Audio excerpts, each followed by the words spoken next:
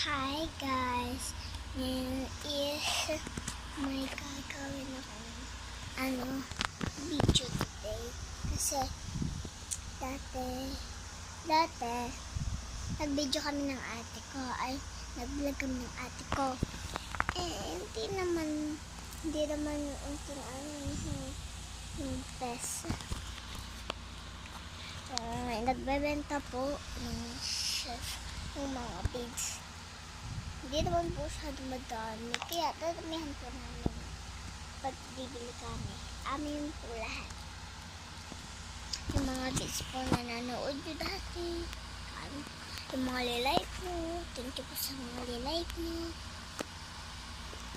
Kaya ngayon po, ako na lang magpa-vlog kasi ngayon naman po ay ang ate ko tulog. Hindi naman dapat kasi